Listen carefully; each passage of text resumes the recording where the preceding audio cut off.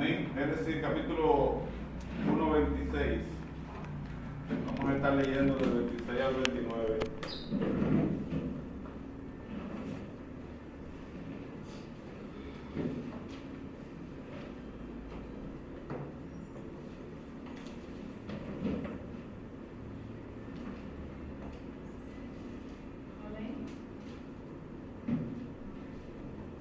Vamos a leer, hermano. Leemos para honra y gloria a nuestro Dios.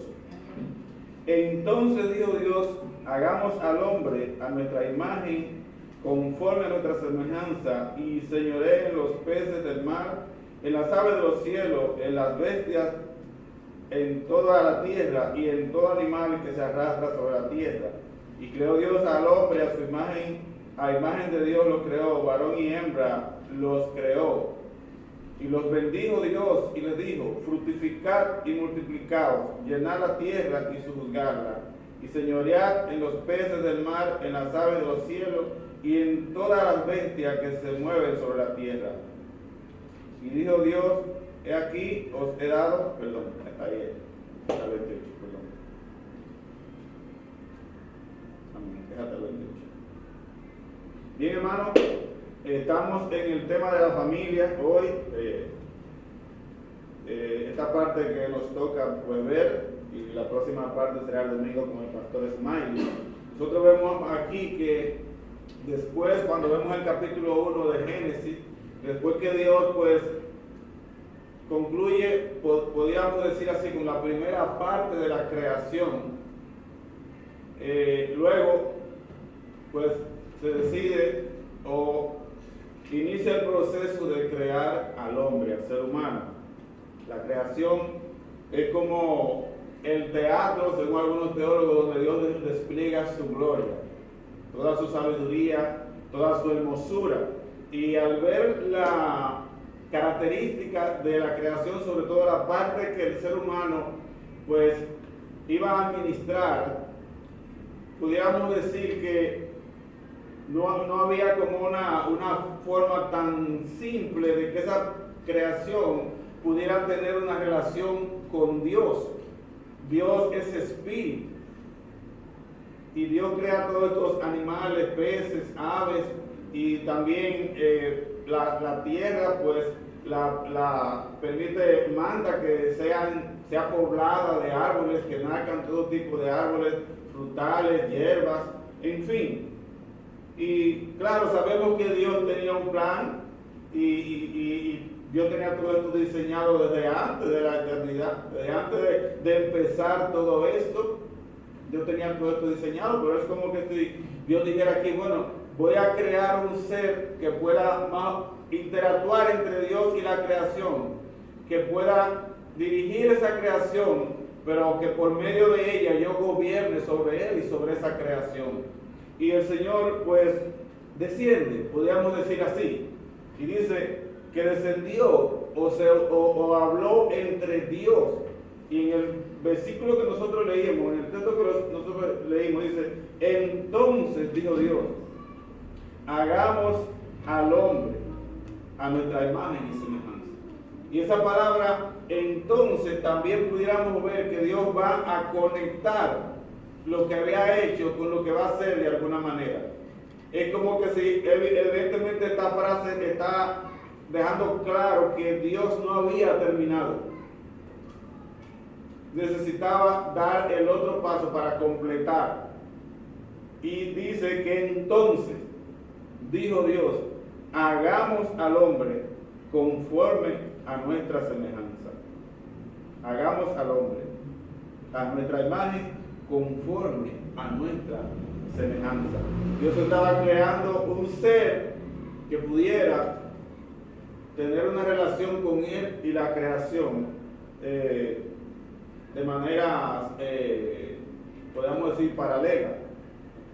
Entonces, vemos que Dios creó al hombre, lo creó con el propósito de desarrollar una relación con la creación, y por medio de esta relación, tanto el ser humano como la creación darían gloria a su creador al desarrollar esta relación con una cosmovisión diocéntrica, centrada en Dios. Vemos en el texto que leímos que Él le dio ordenanza, le dio mandamientos.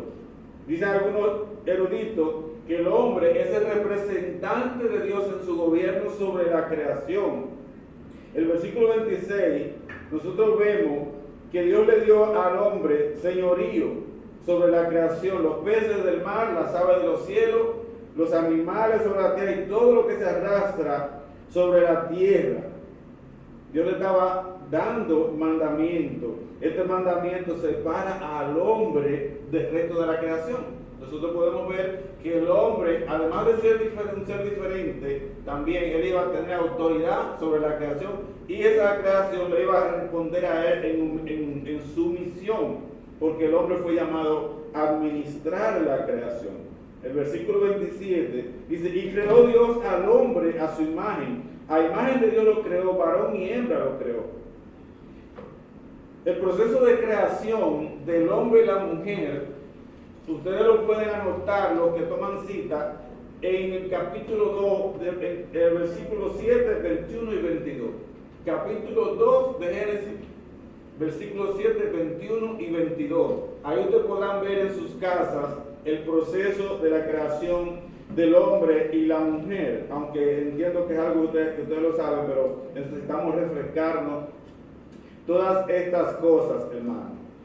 Entonces, tanto el hombre como la mujer compartimos la imagen de Dios, somos portadores de su imagen, somos por consiguiente diferentes al resto de la creación, y esto obviamente que es un designio divino. Dios fue el que ordenó todas las cosas conforme al designio de su voluntad y conforme a su perfecto plan. Por eso nosotros no solamente estamos por encima del resto de esa creación, hay una separación y el hombre está como cabeza, el ser humano está dirigiendo, administrando, sino que también esa creación, como decíamos, estaba llamada a responder en su misión al hombre. Ahora nos habla la palabra de que Dios hizo al hombre a su imagen y semejanza. Y obviamente que cuando dice que lo hizo a su imagen y semejanza, no estamos hablando de una imagen física, porque entendemos claramente que Dios es incorpóreo, es un espíritu, no tiene cuerpo. Al hablar de su imagen y semejanza, está hablando de que Dios puso en el hombre atributos comunicables de él. O sea, Dios tiene atributos no comunicables y atributos comunicables. Entonces, el ser humano que él hizo, lo hizo y puso en él, lo equipó con atributos comunicables, que podríamos mencionar como intelecto, donde está nuestro razonamiento, la voluntad, la emoción, la moralidad, el ser bueno, conocedor de lo bueno, perfecto, ser humano perfecto. Todos estos son atributos comunicables que Dios compartió con los seres, con el ser humano, con los seres humanos. Nosotros tenemos todos esos atributos que vienen de Dios, de la deidad.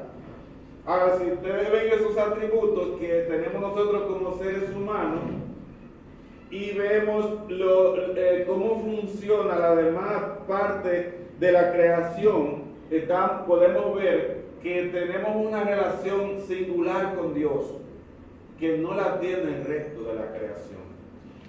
Nosotros nos relacionamos con Dios por medio de estos atributos, pero estos atributos nos capacitan para ejercer un gobierno sobre la creación. Y era para ejercerlo de manera perfecta, ese era el llamado. Excepto que ustedes ya saben la causa, y eso es lo que veremos en breve. A través de estos atributos Dios nos capacitó para complementarnos unos con otros y cumplir nuestros roles y responsabilidades. Adán y Eva tenían roles que Dios les dio y responsabilidades, y esos atributos nos capacitó a la raza humana para cumplir con esos roles y responsabilidades. Nosotros vemos en el versículo 28, y los bendijo Dios y dijo: fructificad, multiplicaos, llenad la tierra y sujuzgarla, y señoread los peces del mar, en las aves de los cielos y en toda bestia que se mueve sobre la tierra. En esta bendición que Dios estaba decretando sobre el ser humano, proclamando sobre el ser humano, de multiplicarse y sojuzgar la tierra, Dios estaba dándonos la bendición del disfrute sexual a la pareja. Cuando nos habla de fructificar y multiplicado, Dios está estableciendo la familia. Porque de ahí, bueno, de esa multiplicación descenderían nuestros hijos, por los hijos de Adán y Eva, y luego iba a poblarse toda la tierra. Entonces, pero claramente estaba implicado o implícito el disfrute sexual de la pareja, el uno con el otro. Nosotros recordamos que cuando Dios hace la mujer, en el capítulo 2, le envié esas citas anoche o ayer para que las estuvieran viendo. Cuando Dios hace al hombre, hace a la mujer, se la trae a Adán.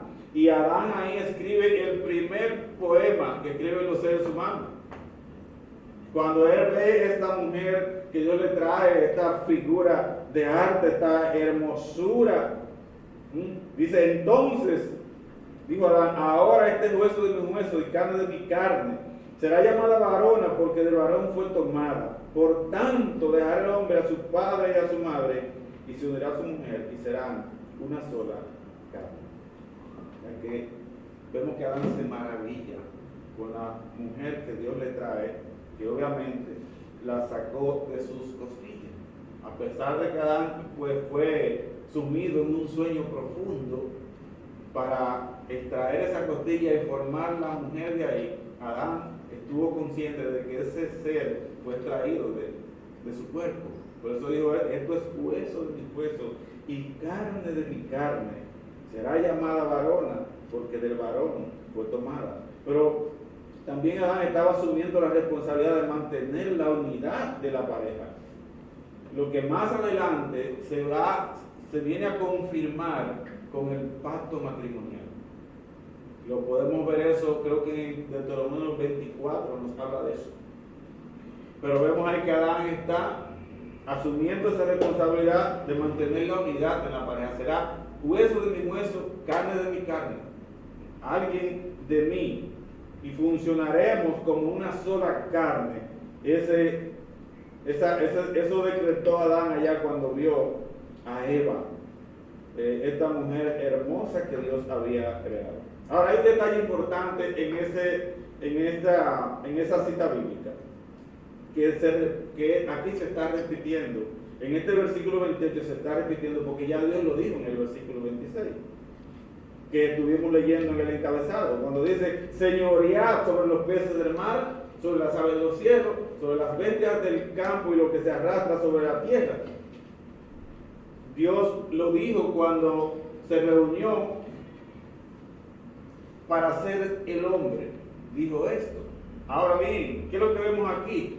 Que Dios allí estaba hablando con Dios. Dios estaba hablando con Dios, las tres personas de la Trinidad. El Dios Padre Creador se dirige: hagamos al hombre a nuestra imagen y semejanza y señorear. Aquí ya el Dios está hablando directamente con el hombre, con el ser humano. Le está dando mandamientos directamente a ellos. Después de haberlos creado, Dios vuelve y recalca el mandamiento, pero ahora directamente a ellos. Y uno se preguntaría: pero ¿y por qué repetirlo? ¿Es necesario? Si ya al principio lo dijo cuando iba a ser el hombre, quizás al ser Dios que está hablando, no era necesario repetirlo de nuevo. Sí era necesario. Porque allí vemos que Dios está hablando al momento de que va a formar el ser humano que no ha formado. Aquí ya formó el ser humano, una persona consciente con todos sus sentidos. Era necesario que fuera confrontado con el mandamiento de Dios, que Dios se lo diera a él de manera directa. Y esto nos habla de que la palabra de Dios no es un libro que Dios creó y lo tiró al aire, a ver si aparece quien lo obedezca, a ver si algún ser humano quiere obedecerlo o quiere leerlo, o si se interesa por él. No, esto nos habla claramente de que Dios habló con el hombre, de que Dios habló con nosotros como raza humana, de que hay un mandamiento dado por Dios a la raza humana y que de no cumplirlo, eso implica consecuencias, que lo vamos a ver más adelante. Y en el día de hoy no es menos. El hecho de que nosotros seamos salvos por la gracia de Dios, tengamos salvación, vida eterna, si somos nacidos, tenemos el Espíritu de Dios, estamos libres de condenación. eso no significa que nosotros tenemos que dejar el mandamiento de Dios a un lado. Todo lo contrario. Nosotros por gratitud a la hora que hizo, nosotros debemos apegarnos a andar en su palabra. Aunque sabemos que por causa del pecado no vamos a cumplir perfectamente, pero estamos llamados a buscar cada día esa perfección, porque a eso nos encaminamos. Y no vamos a ser perfeccionados sino por medio de la palabra y el poder de Dios. Entonces la palabra de Dios para nosotros es como un adelanto. En el caso de nosotros como raza caída, allí era un mandamiento para mantenernos en perfección. Aquí después de la caída es un adelanto para nosotros ir siendo perfeccionados a la imagen final de Cristo. Por tal razón no podemos despreciar el mandamiento de Dios. Tenemos que acogerlo, tenemos que abrazarlo.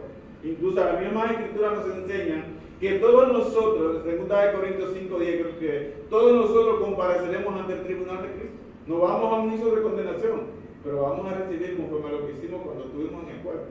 En fin, tenemos la responsabilidad de nosotros apegarnos al mandamiento del Señor. Entonces estamos viendo que tanto Adán como Eva tenían la responsabilidad de dejarse guiar de Dios en el desarrollo de sus roles y responsabilidad. Asimismo, hoy nosotros estamos llamados a eso. Ahora bien, nosotros tenemos que entender que lo que Dios estaba mandando sobre Adán y Eva y sobre todas las familias que se iban a reproducir a partir de ellos, no era una carga. No era una carga porque Dios mismo dijo que todo lo que hizo Él era bueno y en gran manera, entonces no era una carga. Nosotros encontraremos gozo como raza humana y satisfacción al caminar en obediencia al mandamiento de Dios. Y nosotros lo podemos ver aún después del pecado. Cuando nosotros experimentamos verdaderamente gozo, satisfacción, paz, al andar en su palabra, al andar en su camino. Aún después de la caída, nosotros podemos experimentar esto. Entonces, no estamos hablando de que era una carga que Dios estaba poniendo. No era una creación rebelde, como la vemos ahora, que le iba a responder al hombre con agresividad, con ira. No era eso lo que Dios estaba poniendo al hombre. Era una bendición que nos estaba dando. Usted se imagina, nosotros, las especies marinas que son innumerables, son millones y millones de especies marinas. Nosotros poder tener contacto hoy para ver un pez de cerca, hay que verlo encerrado en un acuario. O para ver un animal de eso de cerca, hay que ir a un zoológico a verlo encerrado. Porque si nos descuidamos nos devoran. Pero eso no es por maldad de sí mismo, es una consecuencia de la caída. Pero nosotros estamos llamados a que esa creación nos respondiera en sumisión. Ese gobierno del hombre sobre la creación, aunque íbamos a tener una relación como familia, como el ser humano, por eso Dios le dio a la mujer, al hombre a la mujer. Y luego íbamos a tener hijos como tenemos para que nos relacionáramos nosotros. La relación entre nosotros es una relación diferente a la que hay del hombre con el resto de la creación. Totalmente diferente. Pero realmente nosotros podemos ver que era algo para deleitarnos. No era algo que íbamos a tener dificultad. Si nosotros vemos, por ejemplo, el Salmo 8, y esa es una de las cositas que vamos a ver. Veamos el Salmo 8 brevemente.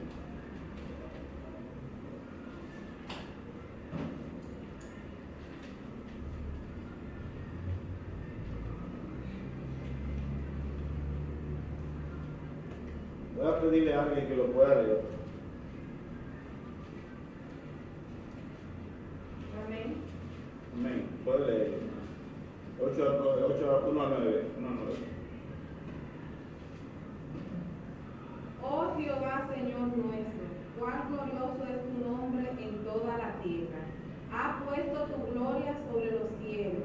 De la boca de los niños y de lo que mama fundaste la fortaleza a causa de los enemigos, para hacer callar al enemigo y al vengativo. Cuando veo tus cielos, obra de tus dedos, las lunas y las estrellas que tú formaste, digo, ¿qué es el hombre para que tenga de él memoria? Y el hijo del hombre para que lo viste. Le he hecho poco menor que los ángeles y lo coronaste de gloria y de honra. Le hiciste señorear sobre las obras de tus manos. Todo lo pusiste debajo de tus pies. Oveja y bueyes, todos ellos. Y asimismo las bestias del campo, las aves de los cielos y los peces del mar. Todo cuanto pasa por los alrededores del mar, oh Jehová, Señor nuestro. Cuán grande es tu nombre en toda la tierra. Amén. ¿Qué podemos ver? El salmista encontró deleite al contemplar la revelación divina por medio de la creación, porque eso es lo que hace la creación, revela la gloria de Dios. Al ver esa creación donde despliega Dios su gloria, él encontró deleite y dice, oh Jehová, Señor nuestro, cuán glorioso es tu nombre en toda la tierra. Y después dice, la luna y las estrellas que tú has creado, obra de tus dedos, obra de tus manos. Encontró deleite al contemplarla, al ver la sabiduría, la hermosura, la perfección de Dios revelada en la creación.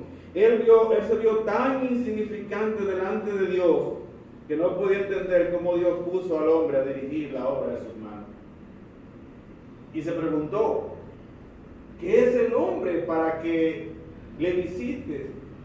Para que tenga de él memoria, el Hijo del Hombre para que le visite. ¿Qué es? Él está viendo, él está contemplando la creación desde dos perspectivas. Primero, desde la creación misma, donde ve la gloria de Dios desplegada. Y segundo, desde su posición caída, de su condición caída. Y por eso, además de que él resalta a Dios con ese oh, cuán glorioso es tu nombre. Además de eso, él también dice, ¿qué es el hombre? O sea, al verse, al conocer su condición, él dice, ¿qué es el hombre? Le pregunta al Señor, ¿qué es el hombre? Para que de él te acuerde, para que le visite el Hijo del Hombre, para que tenga memoria de él, ¿quién es? Y yo diría que Dios le contesta. Yo diría que Dios en ese caso le diría, no, David, no es que yo me equivoqué, no es que yo fallé. Yo hice al ser humano perfecto. Yo creé al ser humano perfecto. Y así como tú encuentras deleite en esa creación donde tú me ves revelado, si no fuera por la caída, pudiera encontrar también deleite y satisfacción en el mismo ser humano. Nosotros, al conocer científicamente al ser humano, cómo la ciencia, la medicina y todo eso nos revela cómo el ser humano está constituido, deberíamos nosotros alabar a Dios grandemente, magnificarlo grandemente. Pero no podemos hacerlo por el pecado. El pecado nos impide ver la gloria de Dios en el ser humano, en nosotros mismos, revelada en nosotros mismos. No es que me equivoqué, David, es que el hombre al pecar no solo cayó de mi gracia, sino que se llevó a un estado de imperfección a toda la creación que puse bajo su pie, bajo su mano. También a eso lo llevó. Y tal vez todavía haya gente que se pueda preguntar, pero ¿cómo llegamos ahí? O sea, desde todo esto que Dios hizo, perfecto, hermoso, glorioso, donde Él se revela, ¿cómo es que llegamos hasta ese punto? Y yo creo que todos aquí hemos escuchado la historia de Génesis, de la caída, y probablemente también sabemos lo que Dios le mandó al ser humano, a la pareja, al hombre. Y también sabemos de la advertencia que Dios le hizo si no caminaban apegados a sus mandamientos. Ahora, tenemos que entender que la desobediencia no se originó primariamente en Adán y Eva, sino que hubo otro ser creado por Dios que planificó esto para la caída. O sea, la caída no fue planificada por Adán y Eva. La caída fue planificada por Satanás. Y quisiéramos que veamos el otro texto que vamos a buscar, que es Ezequiel 28, 11 al 17. Vamos a leer este texto. El plan de Satanás ahí era llevar al hombre a la desobediencia. Ezequiel 17. Ezequiel 28, del 11 al 17. Y así que toda la reproducción del hombre fueran desobedientes a Dios, como causar un caos en la demás parte de la creación que el hombre iba a gobernar, a sojuzgar. Cuando todos lo tengan, digan amén y alguien que lo lea. Amén. Amén. Puede ¿Puedo leer. leer? Amén. Ezequiel 28, 11 al 17. La palabra de Dios se nos lee en nombre de Jesús. Vino a mí palabra de Jehová diciendo: Hijo de hombre, levanta endechas sobre el rey de Tiro y dile: así dice el Señor Jehová, tú eras el sello de la perfección, lleno de sabiduría y acabado en hermosura. En Edén, en el huerto de Dios estuviste, de toda piedra preciosa era tu vestidura, de corina, topacio, jaspe, crisólito, berilo y ónice, de zafiro, carbuncio, esmeralda y oro. Los primores de tus tamboriles y flautas, y estuvieron preparados para ti en el día en que fuiste creado. Tú eras el querubín protector, de alas desplegadas. Yo te puse en el santo monte de Dios. Allí estuviste, en medio de las piedras de fuego te paseabas. Perfecto era en todos tus caminos, desde el día que fuiste creado hasta que se halló en ti maldad. A causa de la multitud de tus contratos se llenó tu interior de violencia y pecaste. Por lo que yo te eché del monte de Dios como cosa impura y te arrojé de entre las piedras del fuego, oh querubín protector.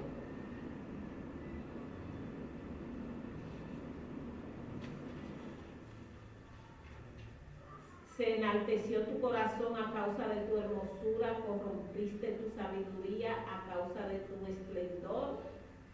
Yo te he arrojado por tierra, delante de los reyes te he puesto por espectáculo.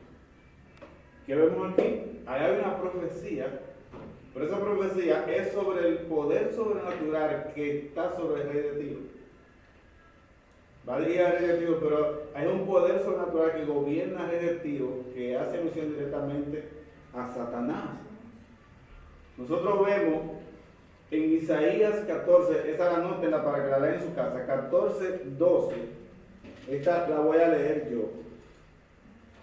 Isaías 14, 12 dice: ¿Cómo caíste del cielo, oh lucero, hijo de la mañana?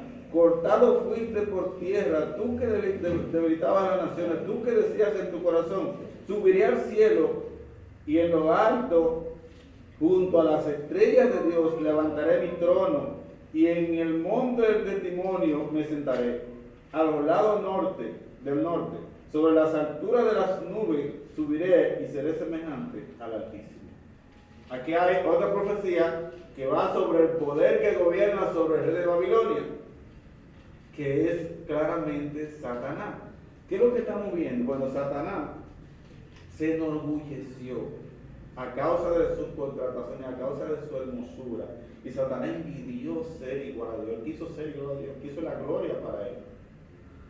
Dice que él subiría junto a las estrellas del cielo, él pondría su trono. La idea era que él quería, él no se conformó. Él quiso ser semejante a Dios, recibir la gloria de Dios. Ahora, ¿qué es lo que vemos que nos detalla el texto de Ezequiel? Que no sé si ustedes se quedaron ahí, pero si no, pues yo le voy a guiar. ¿Qué es lo que nosotros vemos? Que hay un decreto sobre Satanás. ¿Por qué? Bueno, Dios mismo ha dicho en su palabra que Él no comparte su gloria con nadie.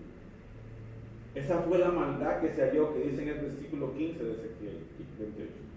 Dice, hasta que se halló en ti maldad. En el versículo 17 dice que Satanás fue arrojado a la tierra. Su morada ya no sería en el cielo. Él fue arrojado a la tierra al envanecerse, al querer la gloria de Dios. Pero hay un detalle que el versículo 13 de ese capítulo de Ezequiel dice: en Edén, en el huerto de Dios estuviste. Antes de la caída, Satanás estuvo en el huerto. Nosotros vemos en Génesis 2:8, cuando Jehová planta el huerto al oriente.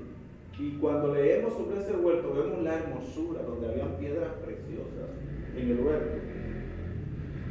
Y Satanás, pues, al verse destituido del cielo, ya su posición, el querubín protector, el que era acabado en hermosura, el sello de la perfección, dejó de ser.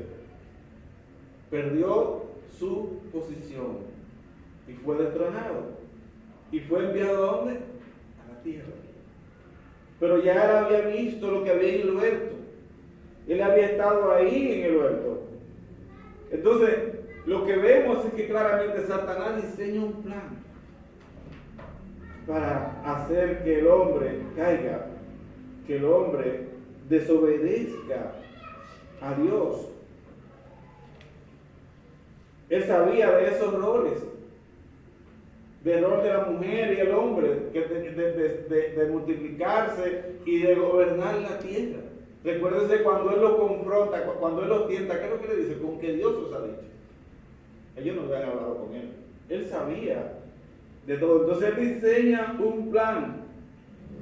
Y es como que él dijo, bueno, si yo logro llevar a esta pareja a que en vez de dirigir una relación entre ellos y gobernar a la creación bajo los principios de una cosmovisión diocéntrica, bajo el mandamiento que Dios le dio, si yo logro estropear eso y llevarlo a dirigirlo ahora con una cosmovisión perversa, mundana, diabólica, ambiciosa, idolátrica, vanidosa, me van a dar gloria a mí y no a Dios. Eso era lo que él estaba buscando. Buscar gloria. Y como no pudo alcanzar la gloria de Dios para gobernar toda la creación, no pudo ser igual a Dios, él procuró que esa parte de la creación que Dios había puesto sobre el hombre de alguna forma manifestara su maldad, porque él la iba a infectar con eso, y de esa forma Satanás se llevaría la gloria, porque la cosmovisión de él, eso era lo que iba a manifestarse en esa parte de la creación. Entonces vemos que a través de esa cosmovisión idolátrica, ambiciosa, es que el hombre, el ser humano hoy, o a partir de ahí, gobierna la creación.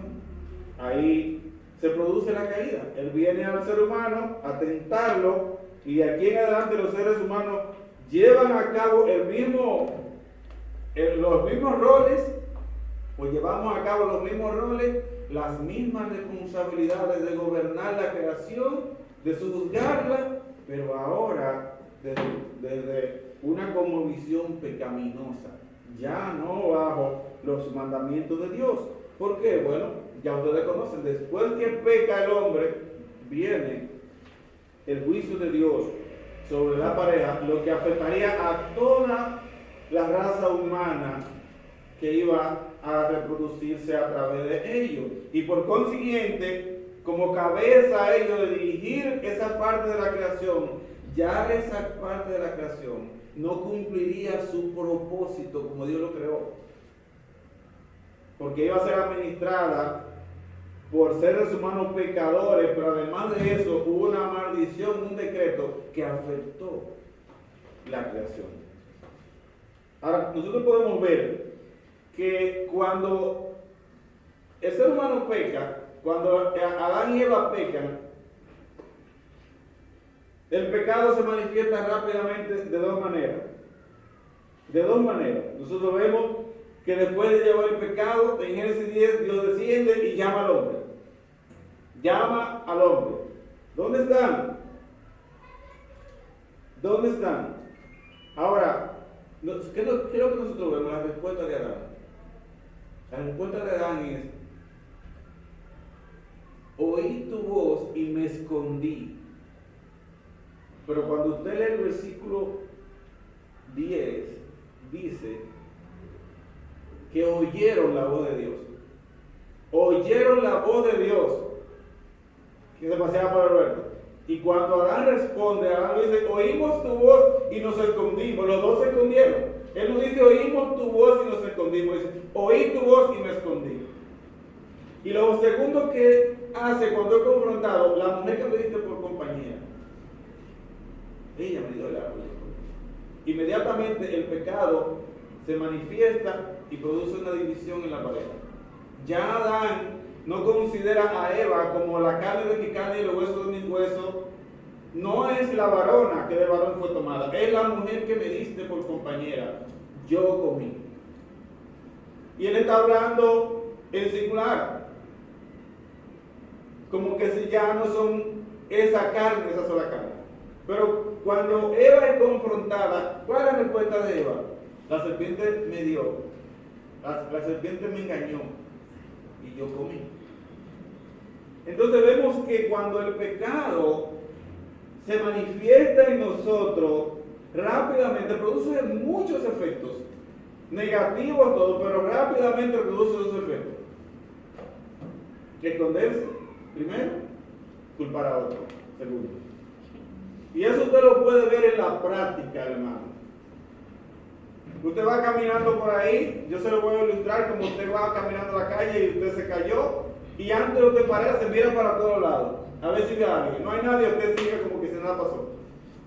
Así es el pecado. Cuando usted comete el pecado, usted busca ver a ver, nadie se enteró, sigo mi vida, como que si nada pasó. Pero si alguien lo vio caerse, no, pero tú te caíste, ay, si ese estorbo ahí me hizo caer. No yo. Por eso él dice: primero se esconden, y cuando son confrontados, la mujer que me dice. Eso es tan simple como usted estar en la cocina de su casa y su esposa está fregando en el fregadero, y como la cocina normalmente son estrechas, usted pasa y tumba el zapacón. Usted queda expuesto, pero cuando su esposa le dice: mi amor, pero es que tú estás en el medio, tú estás muy pegada. Mire, cuando el pecado se manifiesta, solamente Dios nos hace apuntar hacia acá. Solamente Dios nos hace apuntar hacia acá adentro. Nadie mira hacia allá, todo el mundo busca la causa allá afuera. Primero tratamos de ocultarlo, y segundo, pues buscamos la causa allá afuera. Y eso es lo que nosotros vemos. Inmediatamente se manifiesta el pecado escondiéndose, y luego se manifiesta el pecado culpando a otro. Dios nos ayude, hermano, porque solamente Dios puede abrirnos los ojos. Ahora, el resultado del pecado sobre la familia, vemos ahí que empieza con una división. Pero en el capítulo 4 se manifiesta sobre la familia cuando Caín, por envidia, ahí vemos una de las manifestaciones del pecado de Adán y Eva. Por envidia sale al campo con su hermano y lo mata en el campo.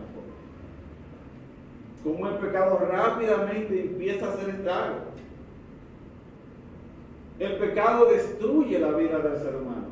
Si nosotros dejamos que el pecado prospere, va a acabar con nosotros. Por eso la Biblia dice: no se ponga el sol sobre vuestro enojo. No se ponga el sol sobre, actúe rápido, lo que está diciendo. Mira, actúa rápido, arrepiéntete y suelta ese pecado. Reconócelo y confiésalo Pide perdón y arrepiéntete, porque de lo contrario va a haber catástrofe rápidamente. Y aunque vemos que Dios en su gracia cubrió a Adán y a Eva, no vimos que ellos se arrepintieron. No les quedó más que reconocerlo porque estaban expuestos. Entonces vemos que rápidamente el pecado lleva a la muerte a esta pareja. Ahora, ¿qué podemos decir de esto? Que el ataque de Satanás es contra el diseño de Dios. Y es contra un diseño que hace mucho tiempo que fue establecido. Nosotros hoy en día vemos como la familia es atacada. Y pensamos que quizás es en estos tiempos que se está manifestando eso. No, es que el pecado es como las olas del mar, que cuando empiezan a embravecerse, empiezan a crecer, y cada día se notan más altas. Si nosotros no actuamos, el pecado se va a manifestar todavía más bárbaro, más atroz, más grande, más voluminoso. Y es lo que estamos viendo en estos tiempos, pero realmente el pecado se originó allá, en Edén empezó todo esto. Y hemos llegado pues a lo que hoy tenemos, este ataque contra la familia. Y hoy no solo estamos hablando de eso, estamos hablando de hombres que durante generaciones han maltratado a sus esposas. Hombres que tienen varias esposas, mujeres que se levantan contra sus maridos, padres que maltratan a sus hijos, hijos que deshonran a los padres, padres que venden a sus hijos, hijos que niegan a sus padres, violaciones sexuales de padre a hijos y también de hijos a padres, hijos que se van de la casa de tiempo, adolescentes embarazadas, jóvenes que abandonan los estudios, otros sucumben ante los vicios. Esas son consecuencias que venimos cosechando por los efectos del pecado en nuestras vidas.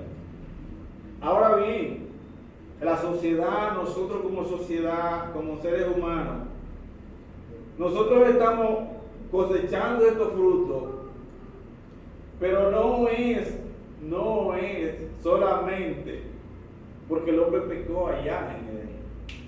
No es solamente porque nosotros arrastramos esa maldición.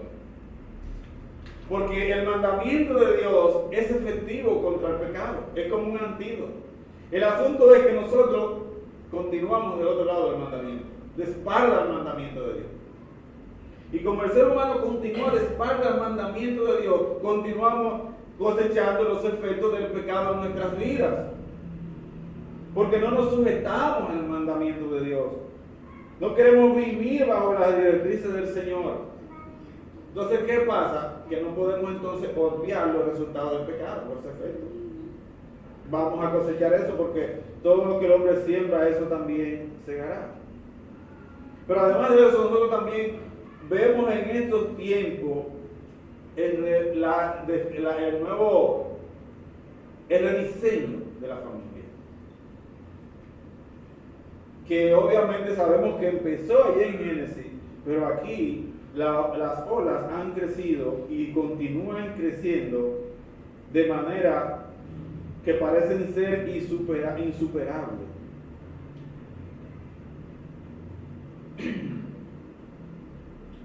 Donde una pareja pues no quiere casarse porque no funciona. Pueden vivir sin casarse. Eso es uno de los modelos que se está estableciendo, donde se mudan. Y se mudan sin casarse. A ver qué pasa. Y obviamente que lo que pasa normalmente es la división al final. Casi ninguno prosperan porque se unen para buscar satisfacción el uno con el otro. Y al final de cuentas, ¿qué pasa? No la hay.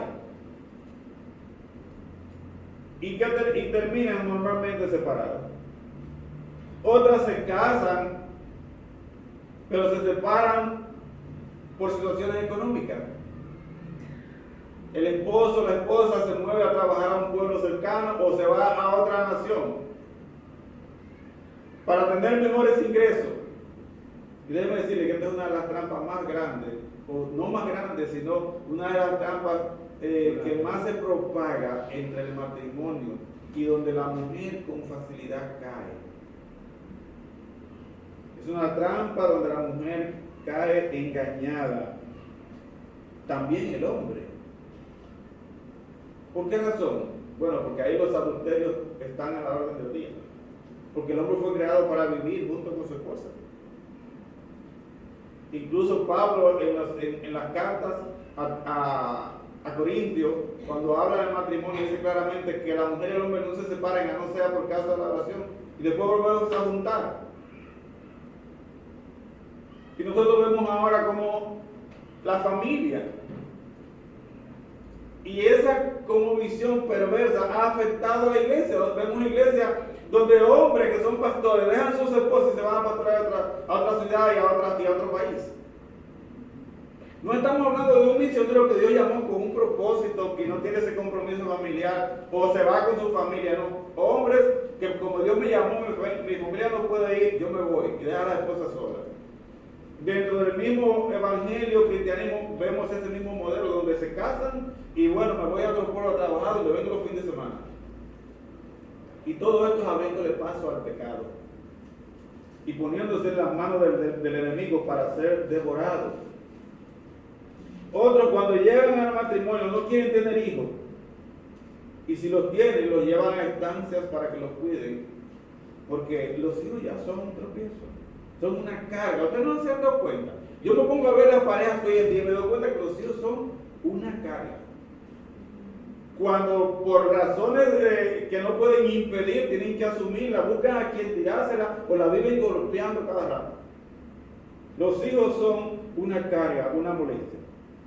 En otros casos los abortan y cuando no, pues los abandonan. Los llevan a hogares de orfanato, los abandonan, o si no, hasta en la calle los abandonan. Otros llegan tan lejos que se casan con estaciones de tren, con delfines y con perros y otro tipo de animales. ¿Ustedes han visto eso? O sea que es una redefinición de la familia, del matrimonio, hasta donde hemos llegado. Pero uno de los últimos modelos que se está estableciendo, y no sé si ustedes lo han visto, es que se están adoptando perros, animales, gatos como hijos.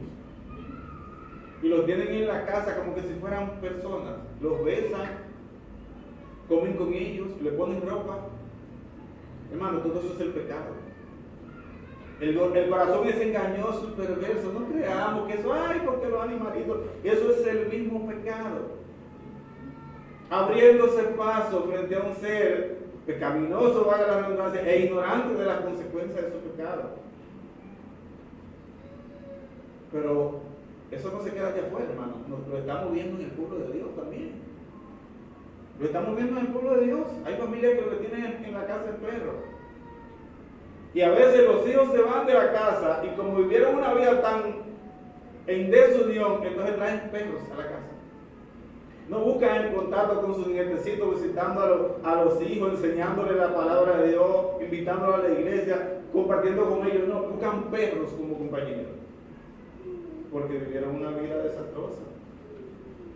Y esa familia no tiene sabor. Entonces buscan encontrar la satisfacción en vivir con animales. Pero para poniéndole la tapa al bobo, rebosando la copa, nosotros nos encontramos con esta ideología perversa que tenemos ahora, que es la ideología de género, acompañada de la pedofilia, que realmente no creo que haya que dar detalles, porque nosotros todos conocemos los detalles. ¿Hasta dónde ha llegado esto? ¿Hasta dónde ha llegado el efecto del pecado? Todo lo que ha causado este plan diabólico del hombre caminar en obediencia a las directrices de Satanás y causar un caos en el mundo. Porque solamente los cristianos que vivimos a la luz de la palabra de Dios podemos ver que el mundo es un caos. Porque déjenme decirles que hay muchos cristianos que no viven a la luz de la palabra de Dios, que están viendo en el mundo su conformación, su esperanza. Lo están viendo, hermano. No pueden ver hacia el cielo. No pueden ver su esperanza en los cielos. Están viendo su vida realizada de manera horizontal en torno a este mundo. Pero si nosotros lo vemos a la luz de la palabra de Dios, vemos un mundo en decadencia total, hacia la deriva, sin nada que pueda detenerlo. No hay soporte para el mundo. Es un mundo hacia la destrucción. Y solamente escapa el que Cristo pueda libertar. Hay un rediseño de la familia maldito y perverso. Ahora, alguien dijo en una ocasión acerca de los hijos, que los hijos son el mensaje vivo que enviamos a un futuro que tal vez no veremos. No sé cuántos vieron la película que compartió el hermano estos días, Como Flecha. Nosotros la vimos por segunda vez este fin de semana. Y por segunda vez volví a llorar con esa película. Y esta frase fue con algo de lo que me quedé. Quise compartirla con ustedes. Si no la escucharon bien, se la repito. Los hijos son el mensaje vivo que enviamos a un futuro que tal vez no veremos. Y la pregunta que hay que hacerse es, ¿cuál es el mensaje que yo estoy enviando? ¿Qué mensaje estoy enviando al futuro? Cuando yo miro hacia el futuro, yo veo mis hijos, porque no puedo mirar hacia el futuro sin ver mis hijos, y no puedo ver mis hijos sin mirar hacia el futuro, porque estaría ciego, pastor, ¿no es verdad? Si usted mira un futuro y usted no ve a sus hijos que están pequeños, que están detrás de usted no lo ve en ese futuro, usted está ciego. Y si usted mira a sus hijos sin mirar hacia el futuro, usted también está ciego. Lo que significa que estamos enviando un mensaje. De la manera que sea, no podemos evitarlo. Ahora, ¿cuál es el mensaje que nosotros estamos enviando? Eso es lo que cabe preguntarnos. Aquellos que todavía tenemos hijos bajo nuestro dominio, lo que por alguna razón lo que tenemos es nietos, o de alguna manera podemos influenciar a nuestros nietos, ¿cómo lo estamos haciendo? ¿Estamos realmente haciéndolo como gente que está enfocada en el reino de Dios, que se maneja bajo los principios divinos? Nosotros no estamos llamados a convertir a ninguno de nuestros hijos. La Biblia nos enseña claramente que es con su espíritu, no es con espada ni con ejército. Pero sí estamos llamados a guiarlo bajo los principios en la palabra de Dios. Estamos llamados a pelear esa batalla con nuestros hijos. Porque a esos hijos los estamos enviando al futuro. Y eso es el futuro de la sociedad de este mundo. Pero además de eso, estamos trabajando, cultivando un corazón que cuando Dios se manifieste será menos rebelde. Y tú lo verás por la calle, caminando y trabajando, desarrollando sus roles bajo un contexto moral, bíblico. Y cuando viene a ver, con facilidad, pues entran por la puerta. Pero independientemente de eso, tenemos una responsabilidad nosotros con el mensaje que enviamos al futuro. Y somos nosotros los que estamos enviando. Yo a veces le he dicho a personas que me paran, ay, pero ¿y estos hijos, estos niños, estos muchachos de ahora? ¿Qué es lo que vamos a hacer con ellos? Yo sé que el pecado es atroz y hace cosas, pero ¿qué es lo que estamos haciendo con ellos? Porque es lo que nosotros estamos sembrando en la mayoría de los casos. Sabemos que hay hijos difíciles. Sabemos que hay hijos, yo lo puedo decir por mi misma familia. Pero cuando pasamos balance, tú dices, no, espérate, no fue que los viejos fallaron en esto y en esto. Ellos trabajaron en esto, porque mira el fruto. Alguien saca la seña, alguien da evidencia. O sea que tenemos el deber de trabajar con nuestra familia, hermano. Porque ese es nuestro deber delante de Dios, pero además de eso, Dios no ha abandonado su obra.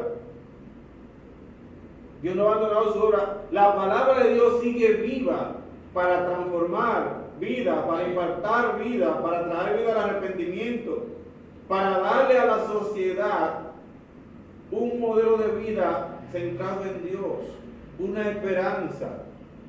Ella sigue viva, Dios no ha abandonado su obra y su diseño para la familia sigue siendo el mismo, aunque Satanás haya penetrado y haya cambiado la cosmovisión del ser humano.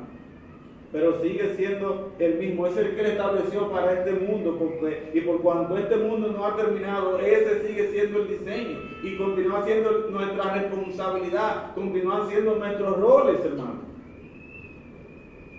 Él se ha asegurado que su diseño continúe a pesar del pecado. Y cuando él destruyó al mundo con el diluvio, a quien preservó fue una familia. Y esa familia se pobló la tierra. Todos conocemos esa historia. La historia de Noé. Pero cuando él envía a su hijo al mundo, él lo envía en el contexto de familia, en una familia. Él vive en una familia. Eso es lo que nosotros vemos. Habitó en una familia. Él pudo haberlo enviado de otra manera, pero lo envió en una familia, a través de una familia. Y lo envió para crear un nuevo modelo de familia, con los mismos principios, pero un nuevo modelo de familia. Por cuanto Adán pecó, por cuanto Adán falló. Ese que le envió venía para vencer esa tentación y la venció. Venía para vivir esa vida que nosotros teníamos que vivir como raza humana y la vivió.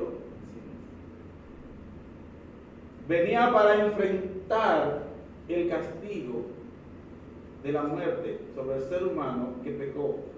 Él lo enfrentó, él murió. Pero también tenía la responsabilidad de vencer esa muerte y la venció. La venció para que tú y yo no tengamos que vencerla. Porque Él está creando en Cristo un nuevo modelo de familia. Efesios 2:19, que yo creo que por poco el hermano me roba el texto, dice: así que ya no soy extranjero ni advenedizo, sino conciudadano de los santos y miembro de la familia de Dios. Hay una familia que Él está creando en Cristo. Y Él está restaurando esa familia como un pueblo. Ese nuevo modelo de familia lo está restaurando en Cristo, lo está creando de nuevo. Pero de igual manera, la creación que fue puesta bajo el gobierno de Adán y que por causa de Adán fue maldecida, vino una maldición sobre ella, también será restaurada en Cristo, que ya venció a todos sus enemigos. Ya Cristo no tiene que vencer ningún enemigo. Todos están vencidos. Él simplemente está esperando que sean puestos por estrado de su pie. Todos están vencidos, porque Él venció hasta la muerte en la cruz del Calvario. Es cuestión de tiempo para que se cumpla, pero Él en Cristo, Dios en Cristo, va a restaurar todas las cosas, incluso esa creación. Nosotros vemos en Romanos 8, 19 al 21, dice la palabra de Dios. Si lo quieren buscar, ya estamos casi terminando. Si lo quieren buscar, Romanos 8, 19 al 21.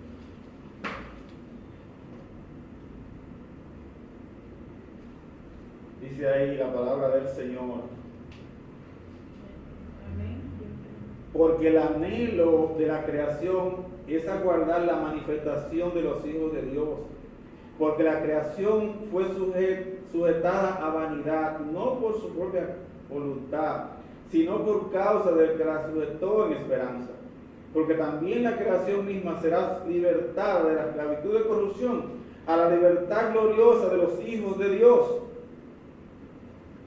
O sea que después de la maldición del pecado y sus efectos, la creación no pudo cumplir el propósito para el cual fue creada.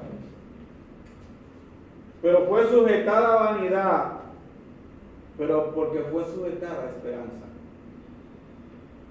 Al dejar la creación bajo el gobierno del hombre en ese estado, también Dios le dio una esperanza de que ella misma iba a ser libertada. Cuando el hombre fuera libertado en Cristo, ella misma iba a ser libertada a la libertad gloriosa de los hijos de Dios.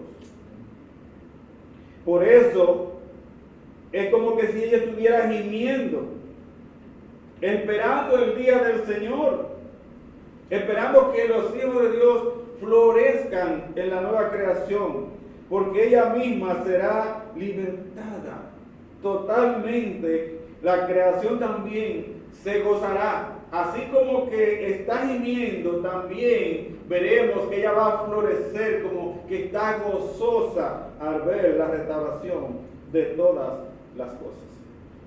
Y eso es en Cristo Jesús. Esa es nuestra esperanza. Y aunque vamos a tener, aunque será un modelo de familia diferente, son esos mismos principios. Por tanto, nosotros no debemos abandonar los principios ahora para nosotros guiar las familias ahora. Porque sigue siendo el gobierno de Dios. Nosotros, hermanos, somos nuevas criaturas en Cristo. Hemos sido creados a la imagen de Cristo. Vamos siendo desarrollados a esa imagen. Somos una nueva familia, somos la familia de Dios. Esa cosmovisión perversa no es la que está llamada a guiarnos a nosotros. Nosotros tenemos que retornar al modelo de Dios. El amor y el perdón son sellos distintivos de la nueva creación, de la nueva familia de Cristo. Son dos sellos que la distinguen, el amor y el perdón. No se pudieron ver en Adán y Eva, porque obviamente el pecado no los dos, pero ahora en Cristo nosotros lo podemos ver, podemos participar y podemos practicarlo. Podemos practicarlo. Estamos aún en esta tierra. Estamos de este lado y nunca es tarde. Si nosotros estamos vivos, con un propósito nos tiene Dios. Acerquémonos a Dios por medio de su propósito, porque nunca es tarde. Así que si yo he maltratado a mi esposa, pídele perdón a tu esposa. Pídele perdón a tu esposa. Y si hay un problema entre mi esposa y yo, que me vea yo como parte del problema. De esa manera no la voy a sacrificar a ella en el problema, porque voy a ver la causa en ambos. Es el pecado, es el pecado que nos arrastra. Y esposa, sujétate a tu marido. Es a quien Dios te ha dado como cabeza. Y una forma muy sabia de que las mujeres puedan glorificar a Dios es sujetándose a su marido. De la misma forma, una manera muy sabia de que el hombre pueda glorificar a Dios es amando a su esposa. El hermano nos citaba ahorita el texto de Efesios, nos hablaba de que nosotros estamos llamados a ser ese modelo de relación que hay entre Cristo y la iglesia. Somos como una imagen de ese diseño. Una metáfora, la palabra. Entonces tenemos que ver cómo es el llamado de cómo se maneja Cristo y la iglesia. Entre el perdón y la confesión, el amor, la gracia. Por tal razón nosotros debemos abocarnos a eso. Como hijos de Dios, debemos decirle a lo que queda de dar en nosotros, no, basta ya. Yo tengo que sujetarme a lo que dice el Señor. ¿Cómo podemos nosotros crucificar la carne con sus pasiones y deseos si no es abocándonos al mandamiento de Dios? Y de la manera que podemos empezar es enfocándonos en nosotros mismos. Enfocándonos en nosotros mismos, hermano. Así que si has maltratado a tu hijo, si has maltratado a nuestros hijos, pidámosle perdón. No nos debemos llegar de ese orgullo de que yo soy padre, madre y no tengo. Sí, es un ser humano digno como tú también. Pídele perdón. Hijo, si eres hijo, sujétate a tu padre, obedece a tu padre. porque es a quien Dios te ha dado, es a quien Dios ha usado para traerte al mundo. Oh hermanos, de verdad que necesitamos nosotros entrar en el diseño de Dios. Y necesitamos enfocarnos en nosotros mismos, porque si nosotros no vemos nuestro corazón engañoso y perverso más que todas las cosas, si no lo vemos así, mire, lo primero que tenemos que hacer es mirar nuestro corazón a la luz de la Biblia. Y si en caso no lo vemos en ese estado, volvamos a la Biblia y oremos. Señor, mira, yo he escuchado, Señor, que el corazón es maligno, es perverso, más que todas las cosas. Pero yo no estoy viendo así, Señor, revélamelo. Porque si es así que tú lo dices en tu palabra, yo necesito verlo. Yo necesito verlo así. Hermano, Adán nos hace creer que el corazón del hermano o del amigo es mucho más perverso que el mío. Yo te lo puedo decir. Pero yo busco adentro y digo, Señor, eso no me parece la verdad. Déjame otra vez buscar, indagar, hasta que yo vea mi corazón tan perverso como cualquiera. Porque no hay ni uno bueno. Dios miró desde los cielos sobre los hijos de los hombres a ver si había uno que hiciera lo bueno, a ver si había uno que buscara a Dios. Y él dijo, no hay ni uno bueno, no hay quien haga lo bueno, no hay ni siquiera uno. Entonces, yo no puedo verme superior a aquel, y que aquel es más malo que yo. Si lo estoy viendo, no lo estoy viendo como el ente de Cristo. Yo sí puedo ver que aquel puede practicar cosas más malas que yo. Sí, Dios en su gracia puede concederme, puede librarme de que se manifiesten ciertas cosas desde mi corazón. Pero mi corazón sigue siendo el mismo. Así que, hermano, como dice las Escrituras, sometámonos unos a otros en el temor de Dios. Amén. Oremos. Señor, gracias te damos en esta mañana. Bendito sea tu nombre. Te adoramos por tu bondad, Señor. Gracias por tu perdón. Gracias, Señor, por Cristo, porque